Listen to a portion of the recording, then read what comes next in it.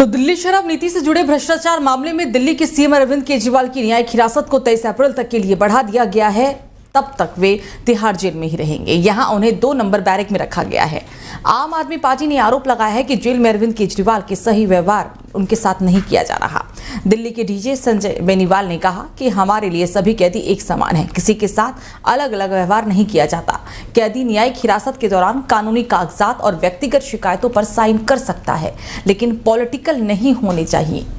कैदियों के साथ किए जाने वाले व्यवहार में कोई भेदभाव नहीं किया जाता है। ये सुनिश्चित किया जाता है कि सभी को एक समान मूल अधिकार मिले। बेनीवाल ने कहा कि तिहाड़ जेल में 20,000 कैदी हैं। हर दिन हजारों लोग उनसे मिलने के लिए आते हैं। आज तक एक भी शिकायत नहीं आई, इसलिए मुझे नहीं लगता कि कैदियों से अलग अलग व्यवहार होता है। तो पहले चरण के चुनाव में अब बस ज्यादा समय नहीं बचा है। इस बीच बिहार में राजनीति और भी ज्यादा तेज हो गई है। बिहार के पूर्व डिप्टी सीएम और राजद नेता तेजस्वी यादव ने बीजेपी पर करारा हमला बोला है। उन्होंने 10 पॉइंट्स में एनडीए सरकार की खामियां गिनवाई है। इसके साथ ही उन्होंने उन 23 नेताओं को भी घेरा है जो कथित घोटाले की जांच के बाद बीजेपी में शामिल हो गए। तेजस्वी ने अपने एक्स अकाउंट पर एक पोस्ट शेयर किया। इसमें उन्होंने कुछ रिपोर्ट्स का हवाला देते हुए एनडीए सरकार को घेरा। तेजस्वी ने लिखा कि पीएम मोदी आज फिर बिहार में चुनाव प्रचार करेंगे। वो 10 सालों से देश के प्रधानमंत्री हैं। उम्मीद है कि वो निष्पक्ष होकर अपना भाषण कुछ अहम मुद्दों पर केंद्रित करेंगे। जब कोई नेता विपक्ष में होता है तो वो भ्रष्टाचार होता है, लेकिन बीजेपी में शामिल होते ही वो ईमानदारी का पर्याय राजा हरिश्चंद्र कैसे हो जाता है। इसके साथ तेजस्वी ने उन 23 नेताओं को भी घेरा जिन पर घोटालों की जांच चल रही थी। इसके अलावा तेजस्वी ने चुनावी बॉन्ड, रोजगार, नौकरी और बिहार को विशेष राज्य का दर्जा देने को लेकर भी बीजेपी पर जमकर हमला बोला है। तेजस्वी यादव के बयान पर बिहार के उप मुख्यमंत्री विजय सिन्हा ने कहा कि ये बड़बोले बाप के बड़बोले बेटे हैं। ये पूरी तरह से सोने की चम्मच लेकर जन्म लिए हैं। ये जमीनी हकीकत को नहीं जानते। ये चार्टर्ड विमान पर बर्थडे मनाने वाले और मछली खाने वाले लोग हैं। तो चलिए खबरों में आगे बढ़ेंगे। बात एक और अहम खबर की करेंगे। कोलकाता के फ्लाइंग क्लब में आयकर विभाग के अधिकारियों ने तृणमूल कांग्रेस के महासचिव अभिषेक बनर्जी के हेलीकॉप्टर की तलाशी ली। उसको लेकर अब अभिषेक बनर्जी आईटी अधिकारियों के खिलाफ कानूनी कार्रवाई करने की तैयारी कर रहे हैं। तो वहीं पश्चिम बंगाल की मुख्यमंत्री ममता बनर्जी ने भारतीय जनता पार्टी पर निशाना साधते हुए कहा कि क्या कोई केंद्रीय एजेंसी बीजेपी नेताओं के हेलीकॉप्टर की तलाशी लेगी। सीएम बनर्जी ने कूच बिहार में एक चुनावी रैली में कहा कि आयकर अधिकारियों ने ट्रायल रन से पहले उनके हेलीकॉप्टर की तलाशी ली, लेकिन कुछ नहीं मिला। अधिकारियों ने दावा किया कि उनके पास इनपुट था कि हेलीकॉप्टर में पैसा और सोना था, लेकिन उन्हें कुछ नहीं मिला।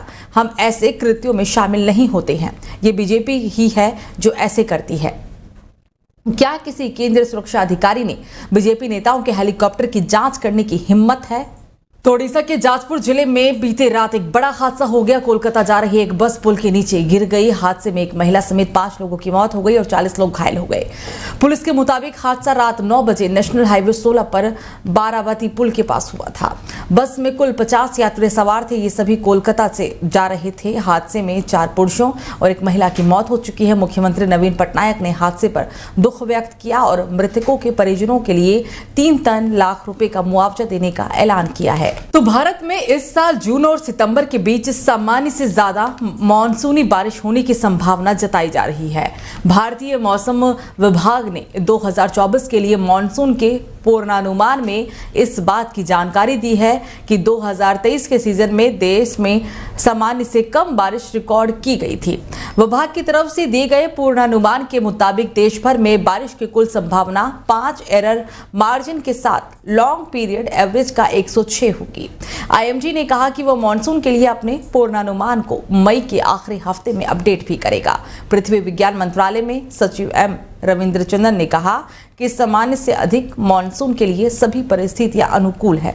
डायनेमिकल और स्ट्रेटेजिकल दोनों ही मॉडल संकेत दे रहे हैं कि देश के अधिकांश हिस्सों में मानसून अच्छा रहेगा।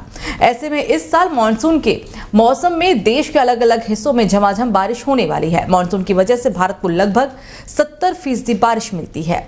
इसका भारतीय अर्थव्यवस्था पर सीधा असर भी होता है। दरअसल देश के 51% कृषि क्षेत्र से होने वाला 40% उत्पादन सीधे तौर पर बारिश पर आधारित होता है।